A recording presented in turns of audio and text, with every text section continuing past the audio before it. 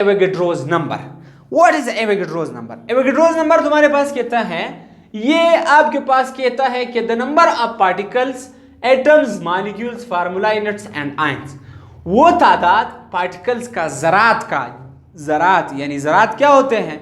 वो जो जिस सब्सटेंस को बनाता है, वो तो एटम्स हो सकते हैं या मॉलिक्यूल्स हो सकते हैं या फार्मूला यूनिट हो सकते हैं या आयंस हो सकते हैं, प्रेजेंट जो कि मौजूद होते हैं इन 1 मोल ऑफ एनी सब्सटेंस, किसी भी एक मोल, किसी भी चीज के एक मोल में, इसको हम क्या कहते हैं? एवोगैड्रो नंबर कहते हैं। दोबारा सुनिए, द नंबर ऑफ पार्टिकल्स, तादाद ज़रात की। अब ये सारे के ज़रात की क्या एग्जांपल्स हैं?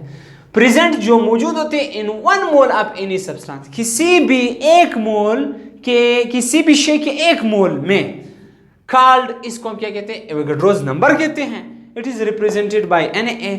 अब हम एवोगैड्रोस नंबर को Na से रिप्रेजेंट करते हैं। This value was represented by Italian scientist. ये जो 1 मोल का जो नंबर ऑफ पार्टिकल्स, किसी भी सब्सटेंस के 1 मोल में जो नंबर ऑफ पार्टिकल्स के लिए जो वैल्यू उसने दी 6.02 इंटू 10 टू द पावर 23, ये जो वैल्यू दी, ये किसने दी? ये रिप्रेजेंटेड बाय अमेडियो एवोगैड्रो। किसने दी? अमेडियो एवोगैड्रो ने दी। और ये आपके पास the unit of Avogadro number is per mole और इनवर्स ऑफ मोल। तो तुम्हारे पास ये जो यूनिट होता है किसका? आपके पास एवोगैड्रो नंबर का जो यूनिट होता है, ये पर मोल होता है या इनवर्स ऑफ मोल होता है, या हम इसको क्या कहते हैं? इनवर्स ऑफ मोल कहते हैं। तो ये वैल्यू तुम्हारे पास है 6.02 इंटू 10 टू द पावर 23। अब मैं लिखूंगा यहाँ पर पार्टिकल्स, सही है। ये वैल्यू किसने दी? ये इटालियन साइंटिस्ट अमेडियो एवोगैड्रो ने दी। ये क्या कहता है कि अगर तुम्हारे पास किसी भी चीज का 1 मोल हो तो वो इस नंबर ऑफ पार्टिकल्स पर मुश्तमिल होता है। तो 1 मोल ऑफ कार्बन 12 एटम 1 मोल है, तो 1 मोल कितने ग्राम के बराबर है? 12 ग्राम के बराबर है।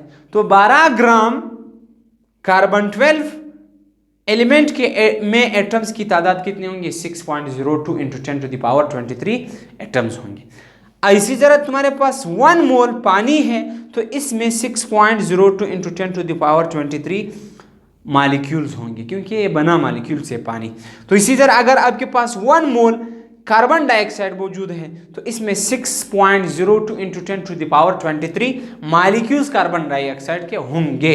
अगर 1 मोल है तो वो सोडियम क्लोराइड का है, तो इसमें 6.02 into 10 to the power 23 formula units होंगे।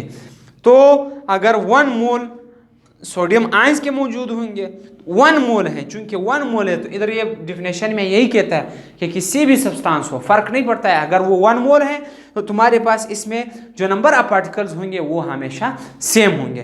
तो आपके पास अगर सोडियम आयन होगा तो इसमें नंबर ऑफ आयंस कितने होंगे? तो 6.02 into 10 to the power 23 ions. अब अगर आपने इधर एटम उठाया था तो इस नंबर के साथ तुमने एटम लिखना है, अगर इधर मॉलिक्यूल उठाया था तो इस नंबर के साथ मॉलिक्यूल लिखना पड़ेगा, अगर तुमने फार्मूला यूनिट उठाया था तो इधर फार्मूला यूनिट्स लिखना पड़ेगा, अगर तुमने इसमें मोल के साथ आयंस उठाए थे तो इधर भी नंबर के साथ आयंस लिखना पड़ेगा। तो आपके पास जो है यहाँ पर टॉपिक का इख्तिताम होता है। इजाज़त मांगता हूँ। अल्लाह हाफिज़।